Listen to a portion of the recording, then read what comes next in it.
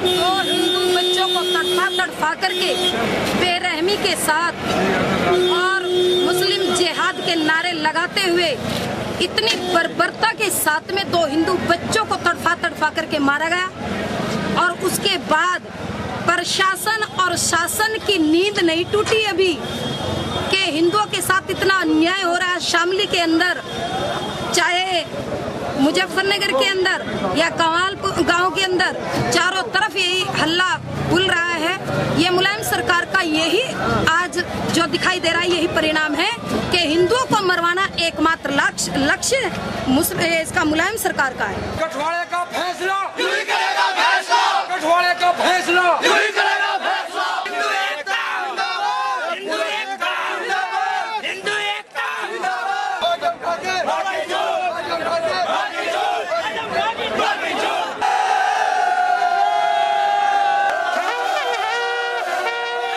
पंचायत का उद्देश्य है हिंदू एकता। पंचायत का उद्देश्य साफ संदेश देने है इस बेईमान सरकार को कि तुम्हारी इस जाति को आगे हम सहन करने वाले नहीं हैं।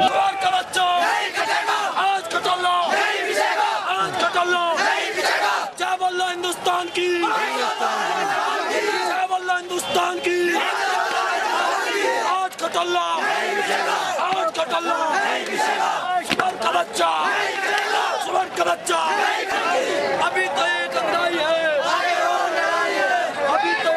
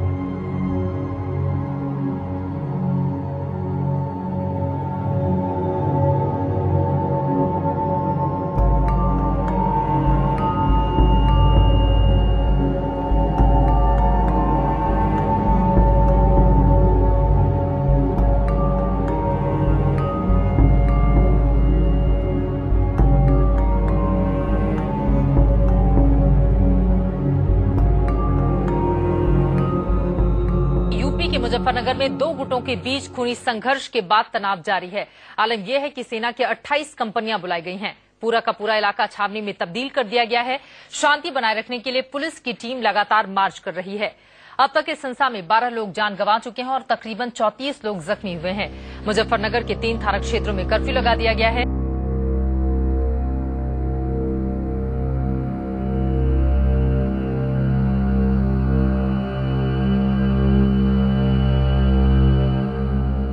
हमारा मकान जल गया, हमारी बहनें चली गई, हमारा माँ बाप चले गए, हमारा जनाजा नहीं मिला अब तक आज तक का। हम उनको ढूंढते हम बर्बाद हुए थे। क्या पूछो, हम अपना तलवार, गिंडास, बंदूक ये सब ले लेकर चढ़े इन गरीब आदमियों को। ऊपर कोई गोली चला रहा था, कोई गिंडास मार रहा था, कोई तबल मार रहा था, कोई तलवार से काट रहे थे। इन शैतानों को पाकिस्तान भगाओ या कब्रिस्तान दिखाओ, ऐसे ऐसे बदतमीजी के बोधन के नारे थे जो लगा रहे थे। बहावली, नाम, खेड़ा, फुगाना, कुतबा कुतबी, जहाँ जहाँ इनकी जड़ है, तरीके बने हुए थे, इन्होंने एक कसर नहीं छोड़ी। हाथ पैर काटे, तेल छिड़का, आग लगाई। हमारे 13 लाशों में से 13 आदमियों में से 2 गिलास कटी हुई सड़ी हुई मिली है बागमत नहर के अंदर से। बाकी इन्होंने रास्ता नहीं जा दिला के कहाँ पहुँचाएंगे। मेरे बच्चे देखे लेकिन हम भाग नहीं पाए और मेरी गाल बलात्कार करा जी बहुत बुरी तरह। 4 हाँ जी जाना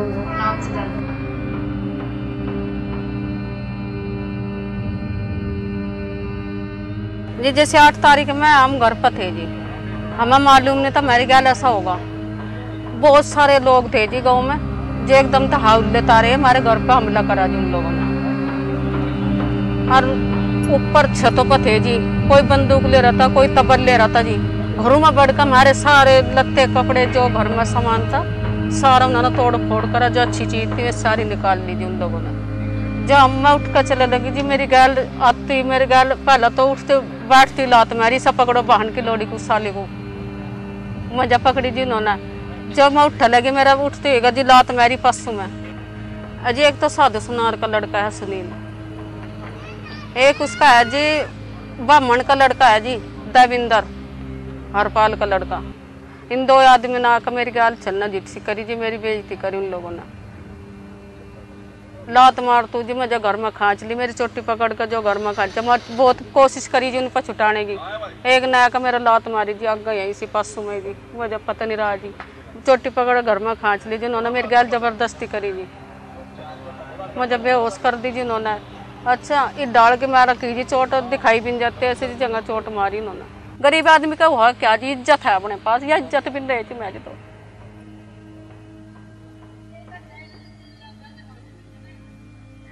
तो जैसे भी छोटा इतनी नफरत आवा जी जीने से जड़े जार खा पर जो जिस तरह हमारी गाल करा जी उन लोगों ने। हम मुंह दिखाने लाग भी नहीं रहे बाजी।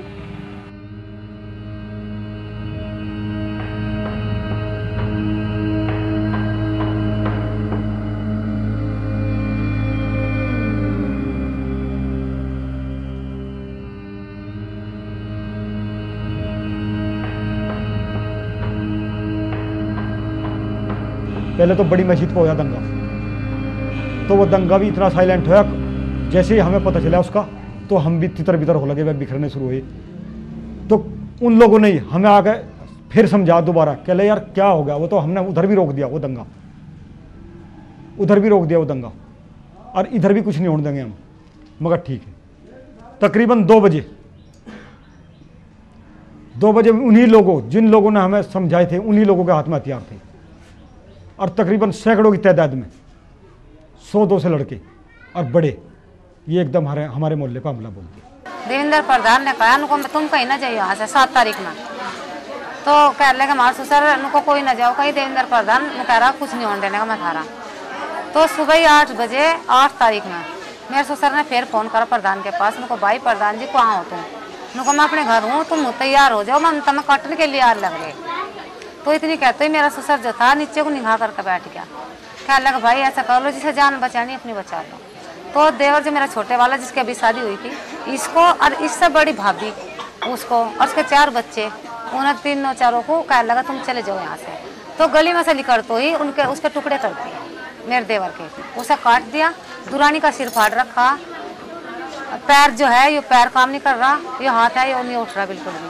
आप आज मोहताज होकर खाट पे बैठे थे, बच्चे थे उन्हें इतने बड़े बड़े 2, उनके सिर फाड़ रखे। और हमारी आंखों के सामने इन्होंने हमारे बराबर में ही गली पड़ती है, वहाँ आके बोला कि या तो कब्रिस्तान जाओ या पाकिस्तान जाओ। ठीक है जी। वहाँ से हमारी एक, जब घर में बच्चे थे सब गली में दौड़े दौड़े आ रहे थे, तो वहाँ से जब हमारी गली के अंदर घुसने लगे, बाहर के आदमी बोले कि भाई ये यहाँ नहीं है, ये तो यहाँ से भाग चुके हैं 3 बजे, बल्कि हम घर के अंदर थे। हमारी घरवाली विकलांग है, उसे तो हम ऐसे हाथों में लेके भागते हैं।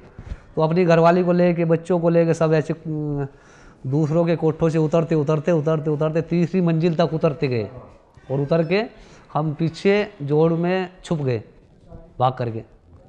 और इन लोगों ने फिर हमारे घरों में आग लगा दी। हमारे बाप जो है उनको कत्ल किया, तबल गिरना से काटा गया जी। हम लोग कुछ लोग घरों में घुस गए और कुछ लोग जो है छतों पे चढ़ गए। हमारा बाप नीचे रह गया, उसी को पकड़ के खींच लिया और काट दिया जी। जाट लोग एकदम तय हंगामा बोल के हमारे पे हमला करा जी। हमें कोई उठान नहीं पड़ा, बच्चे उठाने हैं, क्या करना है, तो अपना भागने की सूझी है। ये मेरे गोली लगी हुई है जी, जैसे मैं भागने लगा, कहा लगा इसके गोली मारो, एकदम से जो गोली मारी मैं एकदम भीत पर चढ़ गया, भीत पर लग के गोली छू कर निकल गई जी मेरे। ये हादसा हुआ जी। और जो है तो लोग 36 आदमी मरे हैं जी हमारे गाँव में। मेरे अब्बा हकीमुद्दीन और मेरी दादी छोटी को हमारे आंखों के सामने कत्ल किया है और हम जान बचाकर अपने मकान पर चढ़कर पीछे से ईखों के जंगल में छुप गए, खेतों में छुप गए। और बच्चे भी थे साथ में, रात भर इधर उधर भटकते रहे खेतों में और सुबह 4-5 बजे करीब बांधले में आके लगे।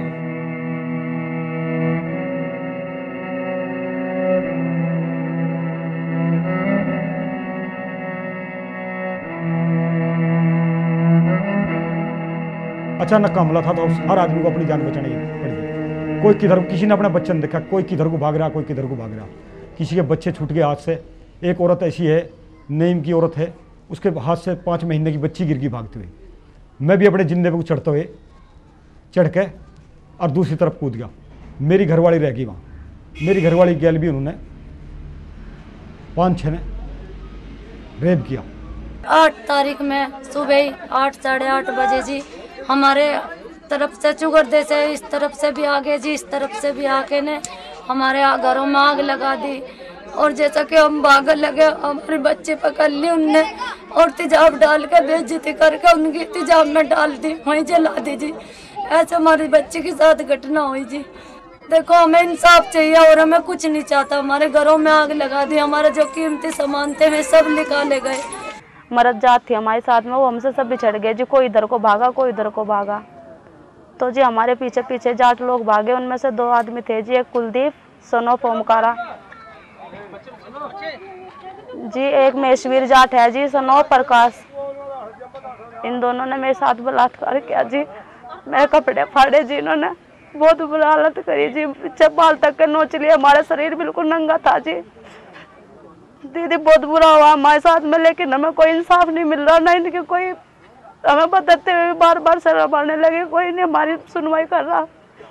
देखो हम इंसाफ चाहे, हम लोगों को सजा दिलाना चाहे, हमें हमारा हक दिलाओ, अपना हक पाना चाहे। हम बहुत बुरा करा, सर पर उपट्टा तक कन था। हम सारी रात इंखों में छुपे रहे, काबड़ोत के ईख में। फिर हम सारी रात चलते रहे, मंदिर से शामली में पहुंचे। हम 4 बजे जाके हम अंदर ही छुपे रहे, गुसल खानों में पखानों में घुस गए हम। अब बाहर से आदमी की वाड़ पीट रहे, आप क्यों नहीं निकल ले जी, हमारा नंगा शरीर है। उन लोगों ने हमें कपड़े दिए, चादर दी ढकने को, फिर हम अंदर आए, कपड़े पहनाए वहाँ पर हमें सबने जी। हमारे बारे में कुछ कहा तो तू जिंदे नहीं रहने की, चाहे दुनिया के किसी भी कोने में चल जाइए, तुझे वहीं से मार दिया जाएगा, तेरे बच्चों को भी मार दिया जाएगा। ये बात कही थी जी उन लोगों ने। तकरीबन 2 बजे के लगभग जी मैं लैट्रिन में गई पेशाब करने। अचानक ही हमारे घर में खड़ उतर के मोहल्ले में उतरा। पहले तो हमको पता नहीं क्या हो गया, किसी की आपस में लड़ाई हो रही थी। फिर जी हमारे घर में घुस गए,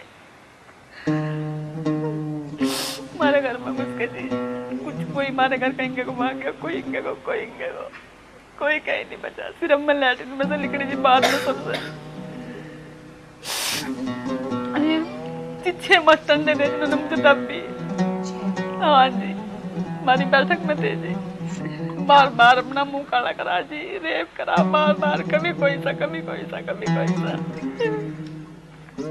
15-15 साल की, 16-16 साल की, उनकी बहुत बेइज्जती करी।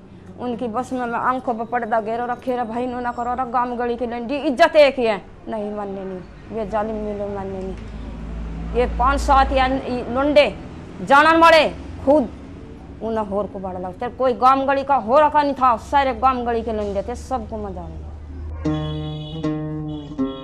इतनी बेइज्जती अपने गांव में ढेर था। मका चल हमारा गांव राम है, कुछ तो शर्म मान नहीं गए, शर्म नहीं मैंने कही, हरी नहीं शर्म करी।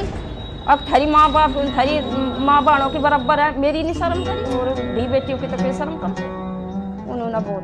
8 तारीख को हल्ला हुआ तो दिन के 2 बजे मैंने जैसे कुंडी लगा दी, मैंने कुंडी लगाई और जी मैं अंदर बैठी हुई थी, वैसे ही सोच में बैठी हुई थी। तो जैसे मैं सोच में बैठी हुई थी तो ऊपर को आए 5 आदमी, तो मैंने देखा गदगद होती आई। मैंने सोचा, मैंने जो देखा मैं वे दमदम सीढ़ी पर उतरी आई, जीना वीना तो है नहीं हमारे पास। अच्छा। वे सीढ़ी पर उतरी आई, सीढ़ी पर उतर कर मैं उन्हें देखा, घबरा कर मैं भाग ली। जिस टाइम मैं इसकी चली तो उन्होंने मेरी चोटी पकड़ कर पीछे को खींच ली।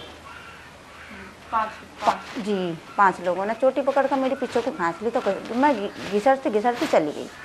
तो बस घिसरती तो उन्होंने मारपीट करी। मारपीट करने से बाद तो उन्होंने फिर मेरी बेइज्जती करनी शुरू कर दी। मतलब मेरे कपड़े जो थे, ये नाटक जो था झारबंद बोलते ना, ये मेरा उन्होंने तोड़ दिया। तोड़ कर तो मैं ये कपड़े जो थे, कपड़े तो मतलब फाड़े नहीं, पर उन्होंने जा रही सलवार मेरी निकाल कर तो मेरी गैल तो फिर उन्होंने बलात्कार करना शुरू किया। मैंने कहा भैया आप कैसे ये करते? क्या लगा हम ना हम तो ऐसे ही करेंगे। 2 लोगों ने करा से ही करा, एक ने मेरे हाथ पकड़ लिया पीछे को और मेरे पैर पकड़ लिया, एक ने मेरी गैल बलात्कार किया।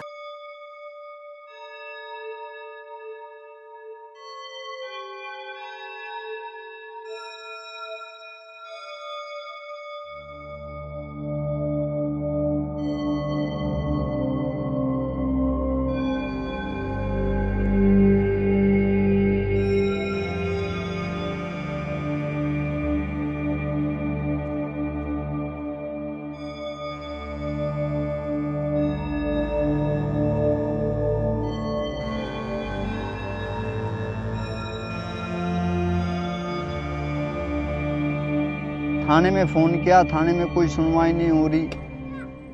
ओमवीर सिरोही उस टाइम थाने में एसओ था, उन्होंने कोई सुनवाई नहीं की। सुबह 8 बजे से और तकरीबन फोर्स वहाँ पहुँची है करीब 5 साढ़े 5 बजे। पुलिस गांव में नहीं गई, प्रधान ने अड्डे पे रोक लिया। अड्डे पे रोकने के बाद ये कह दिया मुसलमानों में शादी हो रही है, यहाँ कुछ नहीं, सब वापसी चले गए। हम वहाँ रोए झिझाए बिल बिलाते रहे, फ़ोन करा इधर उधर, शासन के पास हमने फ़ोन किया, कोई हमारी मदद नहीं पहुँची। पुलिस जब आई जी, जब काम खत्म हो जाए जी, ये काट पीट दिए जी सब आदमी। जब पुलिस आई, पुलिस के बार फोन करते रहे, पुलिस ही नहीं आई। पुलिस की मिली हुई थी जी। और पुलिस ऐसी थी, आती थी, चक्कर थोड़ा लगाती थी और चली जाती थी, लेकिन पुल के रहने के बावजूद भी गाँव में लफड़ा होता रहा, आग लगाते रहे घरों। इस 8 तारीख के दंगे में आज तक सरकार ने इसकी कोई खोज भी नहीं निकाली। ये दंगा कहां से शुरू हुआ, क्यों हुआ, किसने कराया? मुजफ्फरनगर आखिर क्यों सुलगा? आखिर क्यों छिटपुट हिंसा होने के बावजूद प्रशासन और सरकार उस पर लगाम लगाने में नाकाम रही?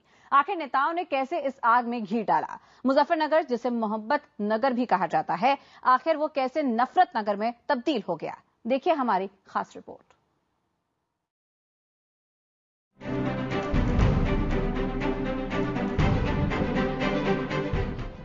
यहाँ त्योहार की खुशियाँ फीकी हो गईं।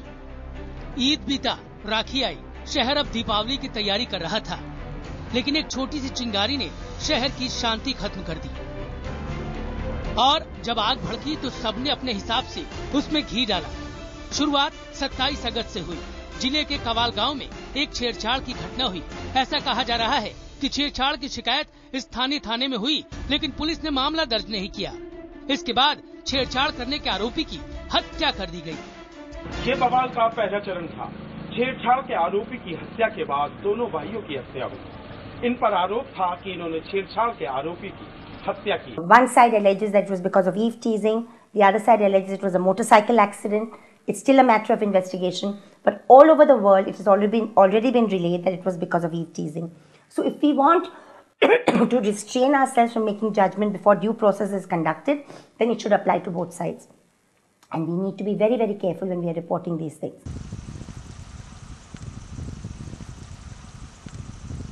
यहाँ के गांव में एक बहुत कॉमन सी बात है कि अगर हमारे गांव के लड़के को बाहर के बदमाश आके मार रहे हैं तो गांव वाले घेर के मार देंगे। ये इसमें हिंदू मुस्लिम का कोई मसला नहीं था।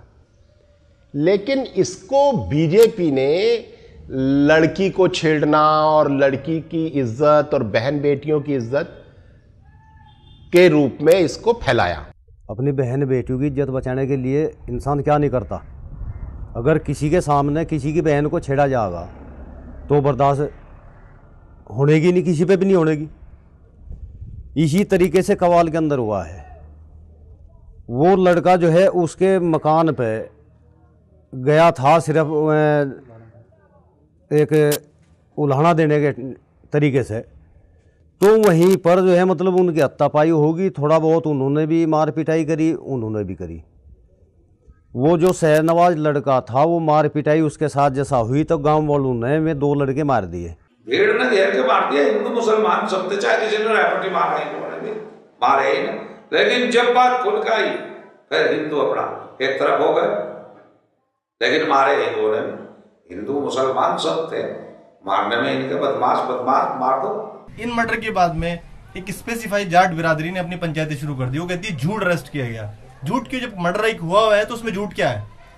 मर्डर तो हुआ है, मारा गया है, ऑन स्पॉट लोग उसके आई विटनेस हैं। उन्होंने उसके खिलाफ पंचायतें शुरू कर दी। एक शामली में करी एक पंचायत, उसके बाद फिर नेक्स्ट उन्होंने जो नगला मंदौड़ में करी सेकंड पंचायत के बाद ही शासन ने धारा 144 लागू कर दी पूरे इस क्षेत्र में। और धारा 144 लागू होने के बाद में नगला मंदौड़ में दूसरी पंचायत हुई, जो बिल्कुल ना तो उसकी परमिशंस थी। लाख आदमी एक पंचायत के लिए इकट्ठा हो रहा, तो ये सब अपने आप में खुद एक क्वेश्चन है कि 1 लाख आदमी का इकट्ठा करना इतना आसान नहीं है। कोई अपनी रैली में इकट्ठा नहीं कर पाता है। ये कैसे इकट्ठा हुआ?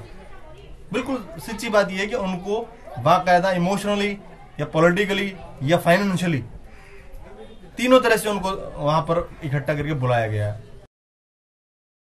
आप वहां क्यों जा रहे हो? लाठी और खुरपाली और बंदूक लेके क्यों जा रहे हो? आप पंचायत में जा रहे हो, अपने आप अगर सरकार के खिलाफ प्रदर्शन करने जा रहे हो तो एक प्रदर्शन नारेबाजी करोगे, खुरपाली का क्या करोगे या बंदूक से क्या करोगे?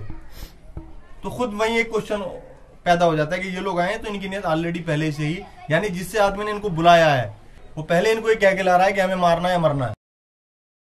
जितने भी दंगे पहले हुए ये कौम कभी में हमारे सामने नहीं आई। अपना आपस में भाईचारा था। अगर किसी ने साथ दिया तो जाटों ने दिया, मुसलमान का पहले भी। लेकिन अब की बार ऐसा क्या हुआ उस बिरादरी के अंदर कि वो लोग एकदम इतने बड़े दुश्मन हो गए। हर जगह नारे लगाए गए कि इन मुल्लाओं को निकालो यहाँ से, इनको पाकिस्तान भेजो। क्या मुसलमानों के लड़कों से भी गाँव में एक दूसरे की दोस्तियाँ हैं, बढ़िया दोस्तियाँ हैं, आना जाना है, पढ़ना लिखना है। तो ये सारा, और कांदले में भी पूरा एकदम मुसलमान व्यापार भी एक दूसरे के साथ कर रहे हैं, कोई दिक्कत ही नहीं है किसी भी किस्म की। यहाँ पहले इतना तनाव कभी नहीं बना। मेरी जो 35 साल की जिंदगी है इसमें मैंने किसी से सुना भी नहीं। When we are looking at the kind of targeted violence in the 4 districts of Western UP, that's Muzaffarnagar, Shamli, Baghpat and Meerut, it broke out in early September, but there had been a steady preparation for this violence for a few months before the violence broke out, and there again we find administrative culpability in failing to prevent the mobilization. क्षेत्र में ऐसे नारे लगने लगे कि भाई मुसलमान के 2 स्थान, चाहे वो जाए कब्रिस्तान चाहे जाए पाकिस्तान, और भाई बेटी बचाओ और बहू बनाओ, और जो सुंदर सुंदर है उनको रखो, बाकी को काट दो। कुछ इस तरह के उनके नारे अनाप शनाप लगते रहे। उससे मुसलमान थोड़ा भयभीत भी होता रहा और ये सोचता रहा कि ये क्या है। फिर धीरे धीरे बढ़ा गया। ट्रेन में कोई दाढ़ी वाला मुसलमान मिला, उसकी दाढ़ी काट ली, किसी को ट्रेन से धक्का दे दिया, कोई बाजार में रिचार्ज कराने आया तो टोपी वाला देखा उसको पीट दिया, कोई बस्ती में सामान बेचने वाला मुसलमान आया उसको पीट दिया। ये सब चलता रहा, लेकिन मुसलमान कहीं ना कहीं खामोश रहा। दिल्ली सहारनपुर जो ट्रेन चलती है तो ट्रेन में अक्सर ये हो रहा था कि कुछ 5-6 लड़के होते थे, और वो जैसे ही जो है कोई दाढ़ी वाला आदमी उनको नजर आया और उनको ये आइडेंटिटी हो गया कि ये मुसलमान है। बस उनका फोकस यही था कि वो मुसलमान होना चाहिए, तो उसकी दाढ़ी पकड़नी और उसको 5-6 मार देने, बस इसके बाद कुछ नहीं करना। उसको 5-7 दड़ाक मारने, यानी कि उसको जो है थप्पड़ मार के ये बात बता देना चाहते थे वो आप मुसलमान हैं और हमें गंदे लग रहे हैं। इसी तरीके से मारपीट की घटनाएं ये यहाँ हो रही थी लगातार। बसों में भी ये काम हो रहा था, जहाँ अकेला दुकेला मिला। औरतों के साथ भी हो रहा है, जैसे मुसलमान ये जो औरतें चलती हैं मोमडन्स की, तो बुर्खा लगाती हैं, तो उन पर भी कमेंट करना, बंद गोभी है, 5-6 बच्चे लिए हैं और इतने बच्चे पैदा कर दिए, तुमने जनसंख्या बढ़ा दी। इस तरीके के कमेंट जो हैं वो पिछले 3-4 महीने से वो बनते जा रहे थे और लगातार जो है इस ऐसे तत्व जो है ज्यादा होते जा रहे थे। 27 अगस्त से पहले पश्चिम उत्तर प्रदेश की किसी बस में किसी मुसलमान को नहीं मारा गया। पश्चिम उत्तर प्रदेश से जाने गुजरने वाली किसी ट्रेन में किसी मुसलमान के साथ कोई बदतमीजी नहीं की गई। तो कम्युनल एंगल ये नहीं रहा। कास्ट एंगल 27 अगस्त के बाद जरूर डेवलप हुआ इसके अंदर, और ये डेलिबरेटली डेवलप किया गया। So called Hindutva forces were trying. जब से नरेंद्र मोदी के प्रोजेक्शन की खबरें आ रही थी, बीजेपी के पास basically Uttar Pradesh is the last hope. Uttar Pradesh आखिरी उम्मीद की किरण है। नरेंद्र मोदी साहब ने अमित शाह को यूपी का बीजेपी का अपना इलेक्शन एजेंट बना दिया। अमित शाह साहब ने यूपी में आकर दंगों की तैयारियां शुरू कर दी, क्योंकि अमित शाह साहब की स्पेशलाइजेशन दंगे में है, और उन्होंने यहां तलवारें बंटवानी शुरू की। आरएसएस, बजरंग दल, शिवसेना, विश्व हिंदू परिषद और ये एक पूरी टीम इस तरीके से एक सिस्टम को तैयार कर रही थी कि जिससे इन लोगों को लोकसभा में फ़ायदा हो सके। ये सच्चाई भी है। और जब से अमित शाह को यहाँ के प्रभारी बनाया था भाजपा ने, तभी से ये माहौल यहाँ गरमाना शुरू हो गया था। और स्टार्टिंग इसकी हमारे गाँव से हुई।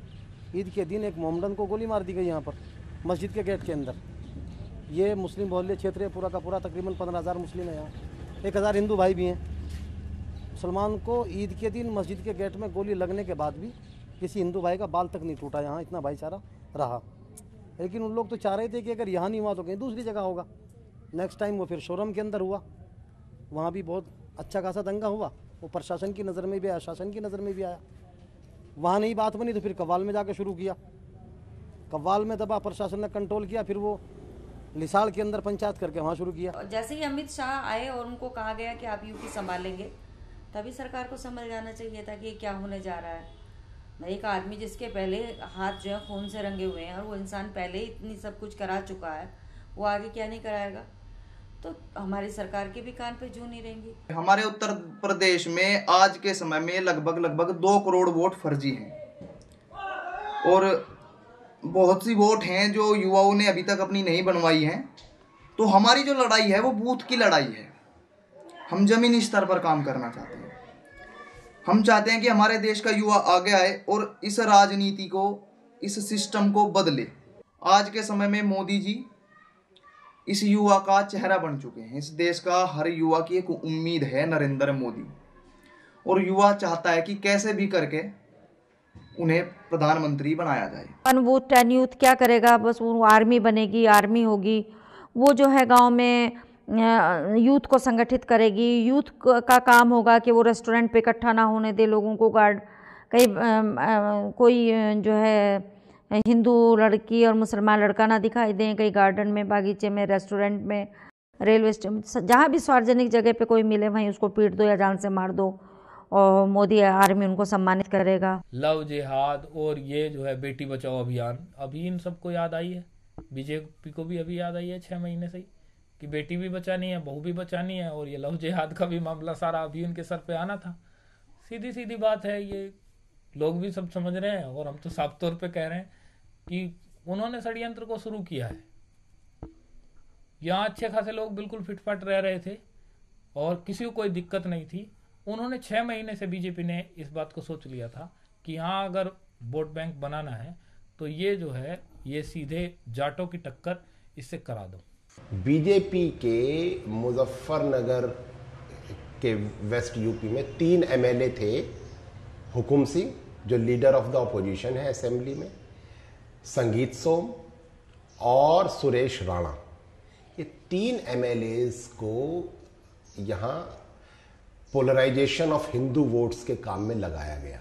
One of the 4 MLAs accused of enticing the Muzaffarnagar communal clashes, Sangeet Singh Som, joins us here on NewsX. We've been asked not to disclose his location. All the 4 MLAs have not been arrested despite the fact that an FIR has been registered against him. These are the 4 men on your screens right now. Hukum Singh, Sangeet Som, Bhartendu Singh and also Suresh Rana. But remember, these 4 people stand accused of spreading communal hatred by circulating fake videos of violence in Pakistan and passing them off as a video of an attack on a particular community to stir communal trouble in Uttar Pradesh. The fact that shameful act of Sangeet Som, etc., who are against whom there's an FIR registered, actually being felicitated by the BJP rally in Agra, and the Prime Minister in waiting, Narendra Modi, was also present.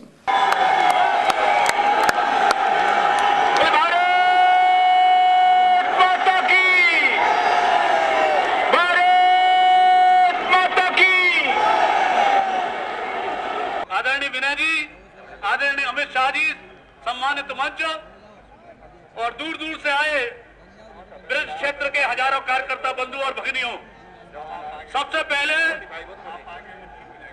मैं मुजफ्फरनगर की उस मां का प्रणाम करना चाहता हूं, उसके चरणों का वंदन करना चाहता हूं कि जिसने ऐसे लाल जने कि उसकी बहन को छेड़ने का काम किसी ने किया तो उसकी हत्या की और अपना दोनों का बलिदान कर दिया। ऐसी मां का चरण वंदन करना चाहता हूं। अरे किस भाई का खून नहीं खलेगा, कोई उसकी बहन को अगर ऐसा करेगा तो सर कर्म करने का काम यहाँ बैठे हुए हर भाई करेंगे। और ये सरकार ने जोड़ने का काम किया कि जाटों का झगड़ा हो गया मुसलमानों से। अरे जाटों का झगड़ा मुसलमानों से नहीं हुआ, हिंदू समाज का झगड़ा हुआ, जो आताताई मुसलमान है उनसे हुआ। मैं संगीत सोम जी और सुरेश राणा से कहूंगा कि वो हाथ उठाकर जनता का अभिवादन करें। उनसे भी मैं ये आग्रह करूंगा कि उनका शाल उड़ाकर अभिनंदन करने का काम करें। ये सम्मान भारतीय जनता पार्टी उत्तर प्रदेश इसलिए कर रहा है कि उत्पीड़न के खिलाफ कार्यकर्ता में संघर्ष करने की प्रेरणा मिले और संघर्षरत कार्यकर्ता को यह एहसास हो कि पूरी पार्टी उसके साथ खड़ी है। उन सहित हजारों कार्यकर्ताओं को, हजारों जनता को, जिसको मुजफ्फरनगर की पुलिस आरोपी बना रही है, न्याय दिलाने के लिए पूरी ताकत से काम करेगी।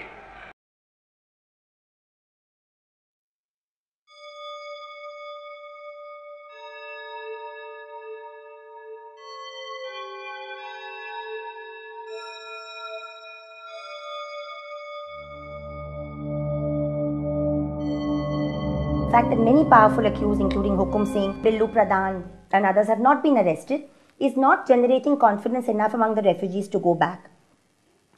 No one says that eventually camps should continue indefinitely. Nobody wants to stay away from their villages and homes, but unless the state, which is primarily responsible for the protection of life and property, creates a climate of security for the victims, they will not be able to return. 2 महीने कुछ दिन हो चुके हैं, आज तक कोई सर्वे वाला नहीं आया, कोई पुलिस प्रशासन कुछ भी नहीं कर रही। 4 बार मैंने प्रमाण पत्र दे चुका, मुजफ्फरनगर भी दिया है, शामली भी दिया है और जो हमारा थाना फुगाना लगता है उसमें भी दिया है। आज तक कोई हमारे को पुलिस लाइन से कोई चिट नहीं मिली। और जी नहीं, यानी कि हमारे गांव के अंदर 7-8 मकान जल चुके हैं, जिसके सारा सामान जलकर राख हो चुका है। अब तक उसके ऊपर भी कोई जाँच नहीं हुई, जिसमें मेरा घर भी तोड़ फोड़ कर पूरा सामान लूट लिया गया है। और जब तक पुलिस प्रशासन ने हमारे को किसी भी इस पूरे मेले के अंदर किसी के पास चिट नहीं आई। एक चिट आई थी, वो भी दबिश के लिए, वो भी दबिश दिलवा के धमकी देते हुए वो भी उठवा ली गई है। उल्टी रिपोर्ट कर दी हमारे भाई, 15 आदमी पर उल्टी रिपोर्ट कर दी। पुलिस वाले हमें कहता हमें सूचना दो, जो सूचना देवे तो उल्टी फिर हमारे पर रिपोर्ट कर देंगे।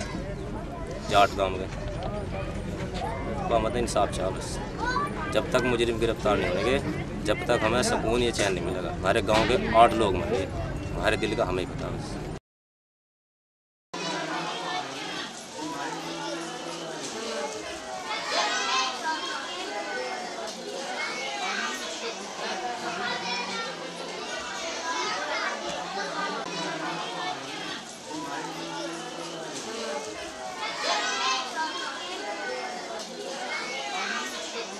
जिन लोगों ने इंसानों को बेदर्दी के साथ मारा हो और वो जो है ऐसे ही घूम रहा हो, तो इंसान के अंदर एक वो उमंग पैदा हो जाती है कि हमारा कुछ नहीं बिगड़ा, अब अगर हम दूसरों को मार दे तब हमारा कुछ नहीं बिगड़ेगा। अगर उनके साथ कुछ ऐसा ना किया तो जाहिर सी बात उनकी हिम्मत और बढ़ जाएगी। और ये मुसलमान जितने भी ज़िंदगी गुजार रहे हैं, उनके दिलों के अंदर जो खौफ है, दहशत है, वो जूं की तू बाकी रहेगी।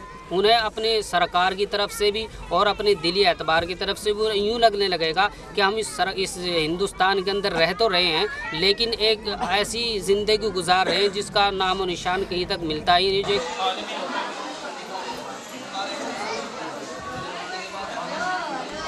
कल जी मेरा लड़का ज़्यादा सीरियस हो गया था, उसके बाद हमने एक भाई है फैसल भाई, उसके जरा फ़ोन किया, उसने एम्बुलेंस मंगाई, मंगाने के बावजूद बुढ़ाने हम पहुंच गए तो सरकारी में उन्हें एडमिट कराने के बाद उनका बोतल चालू हो गई।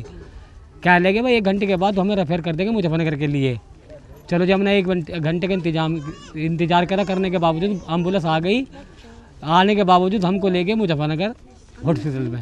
ले जाने के बावजूद तो हमने बच्चा उतारने के बाद लुटाने के बाद एक डॉक्टर आई, उसने क्या आया उसको, मगर जी इसके बुखार सुबह ही चढ़ा ऐसे में। अरे ये तो बहुत बड़ा केस है, तुम कहाँ लेकर आ गए इस लोग को। मगर जी एक तो वहाँ बुढ़ाने से आपके यहाँ लिख दिया और हम यहाँ पर ले आए। कहले भाई तुम ये बताओ इसे दिल्ली के लिए रेफ़र करें या मेरठ के लिए शुभ भारती में। मगर जी अगर हमारे पास पैसा होता तो हम बुढ़ाने सामने दिखा लेते। कहले फिर क्या, मगर जी तुम भी तो एडमिट कर सकते हो हमारे बच्चे को। कहले हम एडमिट तो कर सकते हैं, मगर ये बताओ तुम्हारा बच्चा मरेगा, तुम्हारी गारंटी है, हमारी कोई गारंटी नहीं। और तुम ऐसा करो, बहुत जल्दी करो, एम्बुलेंस करो, ऐसे ले जाओ जी, हमारे पास पैसा कहाँ। कहले उठाओ यहाँ से जल्दी करो भाई। मलकपुर कैंप है जो शामली में पड़ता है, वो कैंप सबसे ज़्यादा गरीब कैंप है। वहाँ पे ना तो कोई जल्दी से जा रहा है, और वहाँ पे अगर देखा जाए तो अभी वहाँ पे 25 बच्चों की मृत्यु हो गई है हाल में, डेंगू से, बुखार से, डायरिया से। जब से कैंप लगे हैं 25 बच्चे वहाँ मर चुके हैं। 3 औरतें मरी हैं, 2 बूढ़े मरे हैं, और लगातार वहाँ जो है बुरा हाल है। दिन में जो है तंबू में जो है वो नहीं रुकती है धूप, और रात को ठंड नहीं रुकती है। अभी मतलब उनके पास जलाने के लिए लकड़ी नहीं है, ओढ़ने के लिए कपड़ा नहीं है।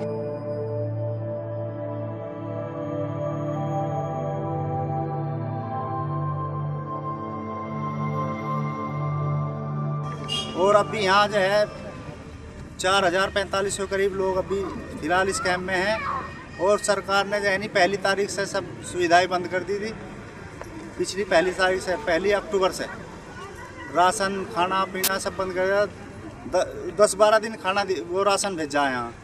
बाकी जो है नहीं इंतज़ाम सब जो गाँव की कमेटी कैंप वाले वही इंतज़ाम कर रहे हैं इन बेचारों का। जो मुसलमान भाइयों की बाहर से इमदाद आ रही है उससे ही इनका हो रहा है। ना कोई चिकित्सा है, कम से कम यहाँ जो है नहीं 60-65 औरतों के बच्चे हो गए, उनके लिए कोई सुविधा नहीं है। एक बच्ची मेरी बहन का जा रही, कुछ मेरे बच्चे कहीं पड़े, मेरा तो सारा घर बर्बाद होया पड़ा। देवर जेठ में पता नहीं कहाँ होंगे, मुझे क्या खबर क्या होगा। ना सरकार कुछ दे रही, बच्चे दूध के मारे फटक रहे, क्या दे रही सरकार? कुछ भी नहीं दे रही, क्या भिजवा रही? जो यहाँ के कमेटी वाले गाँव में से इकट्ठा करे दे रहे हमें खाने को। कब तक कैसा चलेगा? कहा तो ये लावेंगे जब इनका ही काम बंद पड़ा। गाँव वालों का ये कहाँ से देवेंगे हमें खाने को? बताओ इसी बात को। In early September right up to October end, there were about 45,000 persons who are refugees, internally displaced persons in relief camps.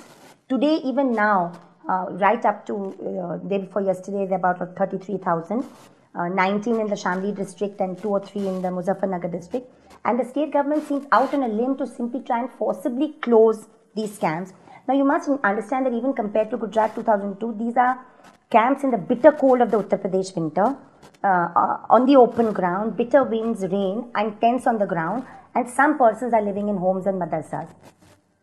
I cannot understand why the state of UP is so desperate to forcibly close these camps. Notices have been issued to refugee families, and instead of going out to ensure that people are warm and well fed and not cold and not dying of cold, they have admitted today that 34 people, women and children, have died since October, particularly in November, December, including a 1-day-old child, a 3-day-old child, and including a death happening day before yesterday. There are over 100 women who are pregnant in the camps, and the complete lack of compassion and human rights framework within which the governments are functioning is shocking. 5 lakh रुपए हमें government ने दिए, आज तक वो हमारे पास नहीं पहुँचे। हमारे जी का हमें पता, हमारे खेमे उखाड़ दिए यहाँ से सब। कल यहाँ डीएम आया, सुनादेश दिया ये पाड़ो जब पैसा मिलेगा। आज तक हमें कोई पैसा नहीं मिला। हम गरीबी हालत में जाए तो कहाँ जाए? अब हम ऐसे बैठे यहाँ से, हमारे सर पे आसमान है, खुले आसमान के नीचे हम यहाँ बैठे हैं। अब जाए तो कहाँ जाए? किसके पास सुनवाई करें? अधिकारी के पास जाते हैं, सब यही कहते हैं भाई आज नहीं कल, कल नहीं परसों, परसों नहीं परसों। आज तक हमें कोई पैसे नहीं, मदद नहीं मिली। पाड़ का गरीब जनों को 5 लाख आ गए, पाड़ लो। किसी के आए किसी के नहीं, ना हमारा नाम ना हमारा गाँव, हमारा कुछ भी नहीं रहा। हम इधर उधर चक्कर काटते हैं, ना हमारे पास पैसा है, घर से बेघर हो गए, कहाँ जाए हम, कहाँ रहे? तहसीलदार बोलता है ये लाओ वो लाओ, एसडीएम भी ऐसे ही बोलता है। जब सब सरकार को इतना पता है कि यहाँ पे इनके घर जला दिए गए, इनके घरों को जला दिया गया, इनके घरों को लूट लिया गया, उसके बाद भी इन लोगों के डॉक्यूमेंट सब कुछ जल चुके। वहाँ पे राशन कार्ड, पहचान पत्र सब कुछ जल गए, क्योंकि वहाँ पे लोगों को जान बचानी थी अपनी। वहाँ पे माल पैसा घर दौलत नहीं देखना था किसी को भी।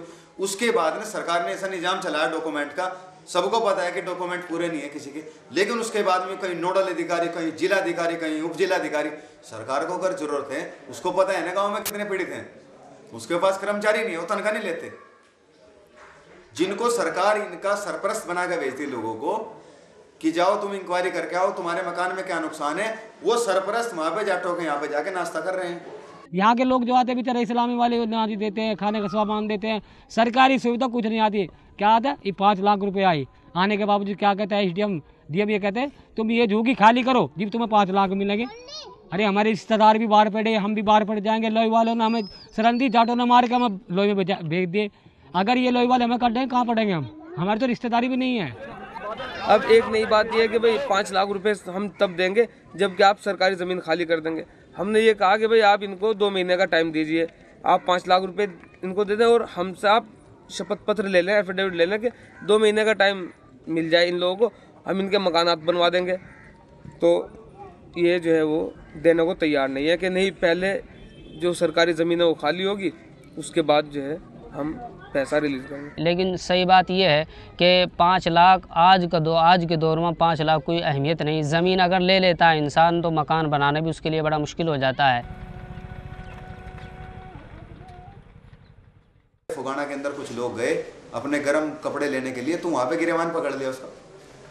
वो आदमी जो कपड़े लेने के लिए गया उसको बोला गया, गंदे गंदे अल्फाज बोले गए, और यहाँ क्या लेने आए हो, क्या तुम्हारा बाकी है यहाँ पे, कि कोई सरकार का कोई रुझान नहीं है, क्या इन लोगों का हक नहीं है वहाँ पे। When it comes to the displaced persons, a large number, 99%, 95% are from the minority community, and they are not in a position today to return to the villages, return to their homes because of the kind of fear of the Jat community, and not just fear, but a certain sense that the administration seems to be functioning under the influence of the powerful among the Jat community. Footpath पर रहना मंजूर है जी हमें, पर लेकिन हम अपने गांव नहीं जा सकते। अब बिल्कुल जाओ ही नहीं, हमारे सर कलम हो जाते, हमारे पूरा का पूरा हमें जहर पीना पड़े, पर लेकिन हम नहीं जा सकते जी अपने गांव। जो एक अविश्वास की भावनाएं हैं वो खत्म होनी चाहिए, और इसमें आपस में ये जब तक बातचीत नहीं होगी ये खत्म नहीं होगा। हमारा प्रयास है कि सब लोगों से बात करके और इसको पूर्ण रूप से, जैसे हमारा पहले शहर था, जैसे पहले ये था, जो पहले था, उसी लाइन पे इसको लाया जाए, ये हमारा प्रयास है। जो भी हो जाए, जो भी जुल्म है, इस पूरे दंगे का असर जितना औरतों पे पड़ा है, जितना बच्चों पे पड़ा है, उतना किसी और पे नहीं पड़ा है। न जाने अब ऐसे बीज बो दिए गए हैं कि मेरे ख्याल से 2014 तक, जब तक ये चुनाव नहीं होता, जब तक ये दूरियां बहुत गहरी रहेंगी, हो सकता है उसके बाद कुछ कम हो जाए।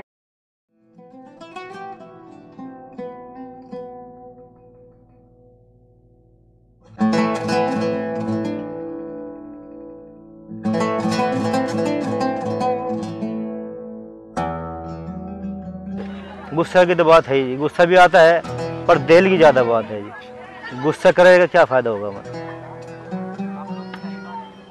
एक दिन हुआ जी, जो अल्लाह मियाँ जो है 2 बिलान की धरती दे दे, 2 मकान बना के पूरा रह ले, वो बेहतर है। हम तक जागतों को पालना जानते हैं जी।